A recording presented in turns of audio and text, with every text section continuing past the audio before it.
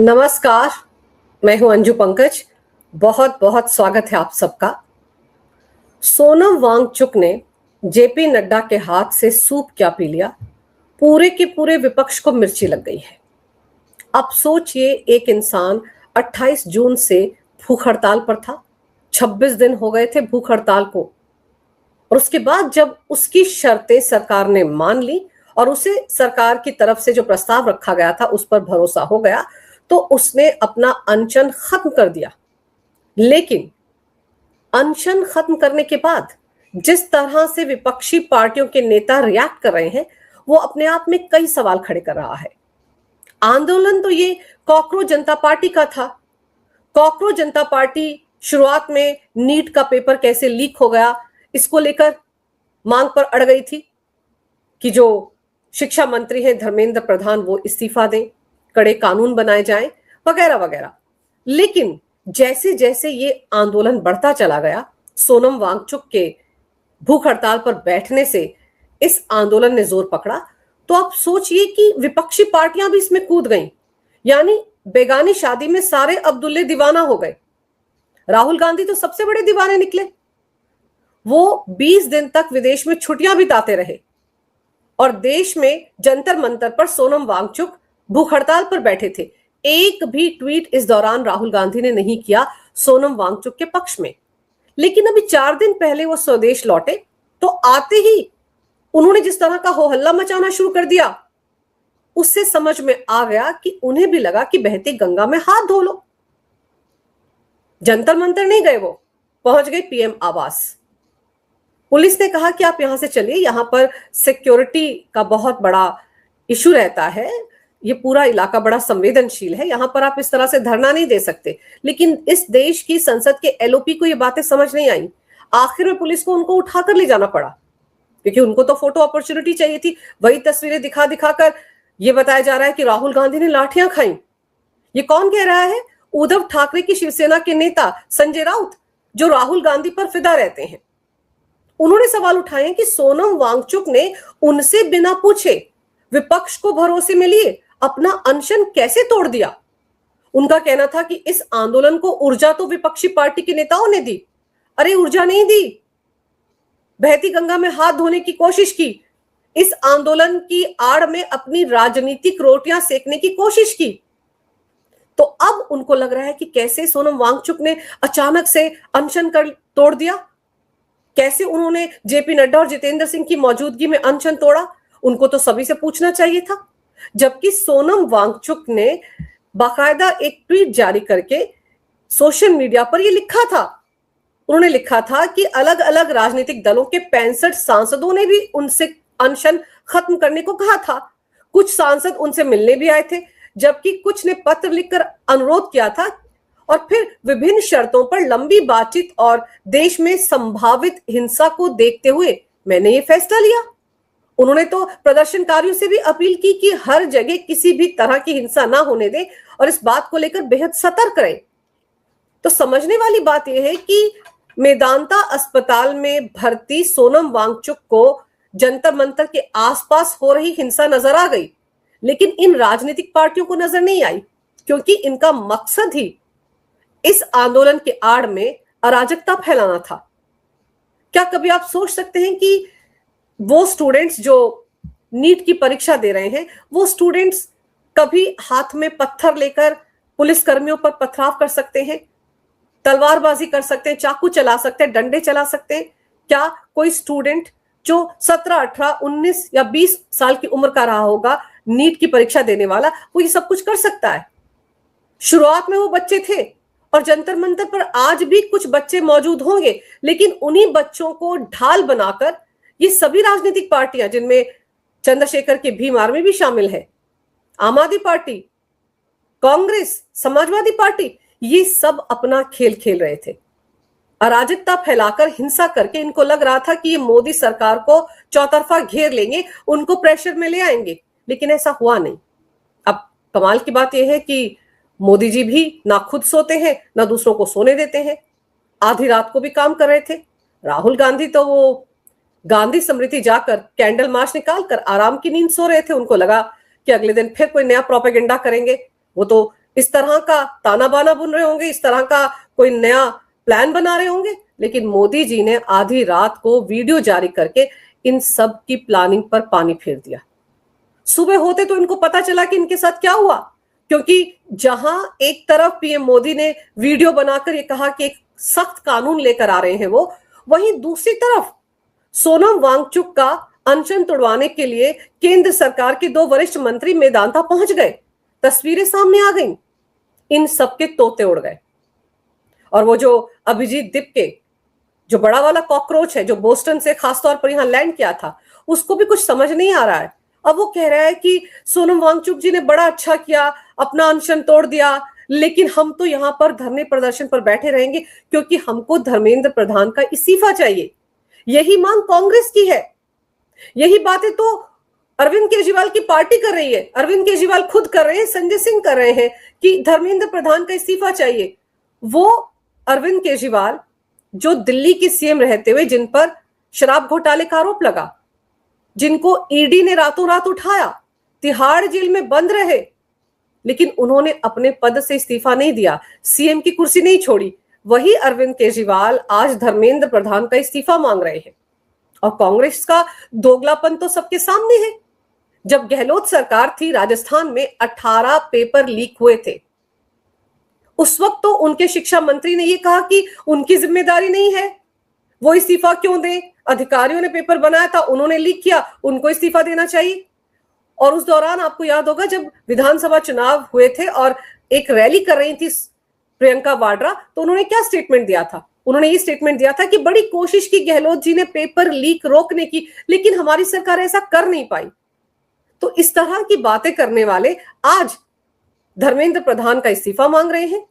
और जैसा मैंने पहले कहा, बेगानी शादी में अब्दुल्ले दीवाने, ये आंदोलन नीट के पेपर लीक को लेकर कॉकरोच जनता पार्टी ने किया था। इसका तो किसी भी राजनीतिक पार्टी से कोई सरोकार नहीं था। शुरुआत में जब सोनम वांगचुक भी अनशन पर जंतर मंतर पर बैठे थे तो ले देकर 200 या 300 लोग पहुंच रहे थे। फिर अचानक से 20 मार्च की जो कॉल दी गई, उस वक्त इतने सारे लोग कैसे आ गए? कहां से 25-30 हजार लोग पहुंच गए संसद की तरफ मार्च करने के लिए? क्या ये बातें हमारी जो खुफिया तंत्र है उनको समझ में नहीं आ रही हैं? हमारी आईबी को, हमारे खुफिया तंत्र को ये सारा गणित समझ में आ रहा है कि कौन लोग थे जो अचानक 20-25 हजार की तादाद में जंतर मंतर पर इकट्ठा हो गए, कौन लोग थे जिन्होंने बैरिकेड्स तोड़े। ये मासूम बच्चे जो नीट के पेपर के लीक होने के बाद हताश थे, वो यहां पर नहीं आए थे क्योंकि उन्होंने तो दोबारा परीक्षा दे दी और वो जिंदगी में आगे बढ़ गए। उनका मकसद आंदोलन करना नहीं था, वो आहत थे। और पीएम मोदी ने अपने वीडियो में भी कहा, 2.5 मिनट का उनका वीडियो है, उसमें उन्होंने कहा कि जब पेपर लीक हो गया सब निराश थे, बच्चे निराश थे, उनके माता पिता निराश थे क्योंकि वो साल भर मेहनत करते हैं। लेकिन 2.5 महीने के अंदर केंद्र सरकार ने फिर से परीक्षा करवाई, सारा का सारा जोर लगा दिया कि किसी भी तरीके से पेपर लीक ना हो, और वो परीक्षा हुई, उसका नतीजा भी सामने आ चुका है। छात्र बेहद खुश है, लेकिन रो कौन रहा है? जो इसकी आड़ में राजनीति कर रहे थे। अभिजीत दीपके कौन है, क्या क्रेडिबिलिटी है, क्या क्रेडेंशियल्स है, ये सबके सामने है। आम आदमी पार्टी से जुड़े हुए हैं। केजरीवाल के कमबैक के लिए ही तो ये आंदोलन किया गया था, क्योंकि केजरीवाल दिल्ली विधानसभा चुनाव के नतीजे आने के बाद पंजाब भाग गए थे। पिछले 1.5-2 साल में वो कितने दिन दिल्ली में रहे हैं, कोई उंगलियों में गिन सकता है। वो तो वहां बैठकर डिफेक्टो सीएम बनकर पंजाब में राजकाज चला रहे हैं। तो ऐसे में अभिजीत दीपके को, जो बोस्टन में था, वहां पर भी बेरोजगार था, काम धाम कुछ नहीं कर रहा था, उसको यहां पर बुलाया गया। उसने यहां पर नीट के पेपर की आड़ में अपना आंदोलन शुरू किया। कोई नहीं पूछ रहा था, तो फिर अचानक से सोनम वांगचुक को लेकर आ गए। और सोनम वांगचुक के आने पर, अनशन पर बैठने से उनको पॉपुलैरिटी मिली, लोग जुड़ने लगे। लेकिन आज अगर वो सोनम वांगचुक इनकी असलियत समझ गए हैं, अभिजीत दीपके को भी समझ गए हैं और बाकी राजनीतिक पार्टियों के खेल को भी समझ गए हैं, इसीलिए उन्होंने कहा कि उनको अंदेशा है कि इस आंदोलन की आड़ में हिंसा हो सकती है बड़े पैमाने पर। और उसको मद्देनजर रखते हुए उन्होंने कॉकरोच पार्टी के नेताओं से, कार्यकर्ताओं से भी कहा कि वो सतर्क रहें, और इसलिए उन्होंने सरकार के प्रस्ताव पर भरोसा करते हुए अनशन तोड़ दिया। तो भाई, मिर्ची लगने की क्या जरूरत है संजय राउत को? क्यों राहुल गांधी बिलबिला रहे हैं? और उनका माउथपीस इमरान मसूद क्यों बिलबिला रहा है? आप इमरान मसूद का स्टेटमेंट देखिए। इमरान मसूद क्या कह रहे हैं आप सोचिए। जिस तरह की शब्दावली का वो इस्तेमाल कर रहे हैं उससे उनकी बौखलाहट, खिसियाहट साफ नजर आ रही है, और जितनी बौखलाहट उनकी नजर आ रही है उससे ज्यादा अंदाजा लगाया जा सकता है कि राहुल गांधी, प्रियंका वाड्रा इस वक्त खिसिया रहे हैं। इमरान मसूद ने कहा कि सोनम वांगचुक का अनशन अन्ना हजारे पार्ट 2 है। वो भूल गए कि अन्ना हजारे ने तो जब अनशन किया था तो उस वक्त यूपी की सरकार थी, और यूपी की सरकार को झुकना पड़ा था उनके सामने। मोदी सरकार किसी के सामने झुकी नहीं है। आगे वो कहते हैं अन्ना का आंदोलन 12 साल तक शांत रहा और अब वांगचुक सामने आ गए हैं। कल तक जो वांगचुक इन सबके लिए हीरो थे, विपक्षी पार्टियों के लिए हीरो थे, उनके प्रोपेगेंडे के हिसाब से चल रहे थे, आज वही वांगचुक कांग्रेस, समाजवादी पार्टी, भीम आर्मी और आम आदमी पार्टी के लिए गद्दार हो गए हैं। आगे वो कहते हैं कल जब केंद्रीय मंत्रियों से सोनम वांगचुक बातचीत कर रहे थे तो क्या वहां एक भी छात्र मौजूद था? वहां मौजूद हर कोई लद्दाख का प्रतिनिधित्व कर रहा था। वांगचुक अपनी डील कर रहे थे। उन्होंने इस पूरी घटना को स्क्रिप्टेड बताया। उनका कहना है कि पूरी घटना जो थी स्क्रिप्टेड थी। इमरान मसूद आगे बोले कि जिस तरह साल 2011 के अन्ना आंदोलन के बाद अन्ना हजारे देश के परिदृश्य से अचानक गायब हो गए, ठीक वैसे ही अब सोनम वांगचुक भी खामोश बैठ जाएंगे। ऐसे में आप सोचिए कि किस तरह की बिलबिलाहट है सोनम वांगचुक के अनशन खत्म करने के बाद। इससे आप अंदाजा लगाइए कि किस तरह की बौखलाहट है इन सब के अंदर, कितनी मिर्ची लगी हुई है विपक्षी पार्टियों के नेताओं को। सबको समझ नहीं आ रहा है कि करें तो क्या करें, क्योंकि उनके तो सारे के सारे किए धरे पर पानी फिर गया ना। इसीलिए उनकी तुलना अन्ना हजारे से हो रही है, और ये कहा जा रहा है कि अन्ना हजारे की तरह अब ये भी हमेशा के लिए खामोश हो जाएंगे। और ये जो अभिजीत दीपके है, इसको सुनिए। इसका कहना है कि मेदांता में जब शिफ्ट किया गया था सोनम वांगचुक को, उसके बाद से एक तरह से उसको किडनैप कर लिया था मोदी सरकार ने। वहां पर किसी को मिलने नहीं दिया जा रहा था, कोई उनसे मिल नहीं पा रहा था। क्योंकि याद कीजिए जब बुधवार को एक वीडियो जारी करके सोनम वांगचुक ने कहा था कि अगर जितने भी 20 जुलाई को हिंसक घटनाएं हुई हैं और जितने भी बच्चों पर या जितने भी लोगों पर एफआईआर दर्ज हुई है, अगर सरकार उनके खिलाफ कार्रवाई ना करने का भरोसा देती है तो मैं अभी अपना अनशन खत्म कर दूंगा। ये वीडियो भी आया था और ऐसा मैसेज उन्होंने सोशल मीडिया पर पोस्ट किया था। उसके बाद अचानक से संजय सिंह और उनके साथ समाजवादी पार्टी के 15 सांसद और झारखंड मुक्ति मोर्चे के नेता उनसे मिलने के लिए मेदांता पहुंच गए थे, लेकिन उनको सोनम वांगचुक से मिलने नहीं दिया गया था। और वहां पर भी बहस की थी पुलिस के साथ संजय सिंह ने, ये तो उनकी आदत है, और वो वहां पर धरने पर बैठ गए थे। फिर सोनम वांगचुक की पत्नी गीतांजलि नीचे आई थी, उन्होंने उनसे बात की थी, और यही नेता सोनम वांगचुक से मिलने के लिए आए हैं। इसका जिक्र सोनम वांगचुक ने अपने आज के पोस्ट में भी किया है कि सबने उनसे कहा था कि आप अपना अनशन छोड़ दो, इसीलिए उन्होंने अपना अनशन तोड़ दिया। लेकिन अब इन्हीं सबको तकलीफ हो रही है कि सोनम वांगचुक ने अपना अनशन तोड़ा तो क्यों तोड़ा और इनसे क्यों नहीं पूछा। पहली बात तो ये कि सोनम वांगचुक अनशन पर बैठे हैं तो उन्होंने किसी भी राजनीतिक पार्टी से पूछा नहीं था, वो खुद अनशन पर बैठे थे, ये उनका अपना फैसला था। उस वक्त उन्होंने राहुल गांधी से नहीं पूछा था, अरविंद केजरीवाल से नहीं पूछा था, अखिलेश यादव से नहीं पूछा था, तो उनका तो किसी भी राजनीतिक पार्टी के साथ कोई लेना देना था ही नहीं। और ये सब के सब नाखून कटाकर आज शहीद बने फिर रहे हैं और धौंस दिखा रहे हैं कि उन्होंने भी इस आंदोलन को ऊर्जा दी है। क्या ऊर्जा दी है? हिंसा फैलाई है इनके कैडर ने इस आंदोलन में। नीट के छात्रों की जो ईमानदार कोशिश थी कि पेपर आगे से लीक ना हो, जिस दर्द से उनका परिवार गुजरा है उससे कोई और ना गुजरे, इसके लिए वो जंतर मंतर पर बैठे थे। लेकिन इन्होंने उनकी साख पर भी बट्टा लगाया, अपने कैडर को भेज भेज कर वहां पर हुड़दंग मचाया।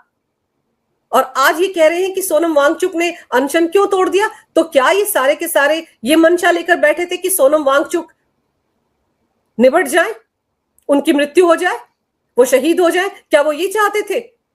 इसलिए वो चाहते थे कि 26 दिन से जो इंसान अनशन पर बैठा है वो अनशन पर ही बैठा रहे, वो अपना अनशन ना तोड़े, वो अपने बारे में ना सोचे। आप अपनी पार्टियों के बारे में सोच रहे हैं, अपनी राजनीति के बारे में सोच रहे हैं, लेकिन सोनम वांगचुक अपने परिवार, अपनी सेहत के बारे में ना सोचें।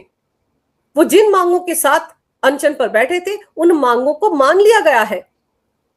अब एक कड़ा कानून लेकर आ रही है मोदी सरकार, कैबिनेट की बैठक चल रही है, उसमें प्रस्ताव लगभग पारित हो गया है। और उसके हिसाब से आपको बता दूं कि जो पेपर लीक में शामिल रहे थे उनके खिलाफ कड़ी धाराओं के तहत केस दर्ज किया जाएगा, उनको जमानत नहीं मिलेगी। और तो और जो फास्ट ट्रैक कोर्ट बनाया गया है उसमें 3 महीने के अंदर सजा भी सुना दी जाएगी। एफआईआर दर्ज होगी, केस चलेगा, सुनवाई होगी, चार्जशीट दायर होगी और फिर सजा भी सुना दी जाएगी। और 10 साल की सजा का प्रावधान है इस नए कानून में, जिसका बिल मोदी सरकार सोमवार को संसद में लाने जा रही है। 10 करोड़ के जुर्माने का प्रावधान भी है। और जो लोग कोचिंग इंस्टीट्यूट चलाते हैं, अगर वो लोग इसमें शामिल रहेंगे तो उन पर भी पाबंदियां लगेंगी। अब इस कानून को पास करवाने की जिम्मेदारी तो विपक्ष की भी है। जो पेपर लीक के मामले में बहुत उछल कूद कर रहे हैं उनको भी सदन में बैठना पड़ेगा। अगर नहीं बैठेंगे तो ये मैसेज आएगा कि ये पेपर लीक रोकने के लिए संजीदा नहीं है, सिर्फ राजनीति कर रहे हैं। तो मोदी जी ने इनको फंसा दिया है। ये तो आधी रात को बड़ी आराम की नींद सो रहे थे, सपने देख रहे थे कि कैसे धर्मेंद्र प्रधान का इस्तीफा होगा, कैसे इनका प्रोपेगेंडा चलेगा, कैसे ये पूरा का पूरा सेशन जो है वॉश आउट कर देंगे और एफसीआरए बिल भी सरकार पेश नहीं कर पाएगी, डीलिमिटेशन का बिल भी सरकार पेश नहीं कर पाएगी। ये तो इस तरह के ख्वाब देख रहे थे, लेकिन इन सब के ख्वाबों पर पानी फिर गया है। बेगानी शादी में जितने भी अब्दुल्ले कल तक दीवाने बने फिर रहे थे, उन सब के प्रोपेगेंडे की मोदी जी ने आधी रात को सर्जिकल स्ट्राइक करके हवा निकाल दी है। अगर आपको ये वीडियो अच्छा लगे तो कृपया इसे लाइक करें, शेयर करें। अगर आप पहली बार मेरे चैनल पर आए हैं तो कृपया मेरे चैनल को सब्सक्राइब करना ना भूलें। मेरे चैनल को अपना पूरा सहयोग दें। ये वीडियो देखने के लिए बहुत बहुत धन्यवाद। नमस्कार। भारत माता की जय। वंदे मातरम। जय हिंद।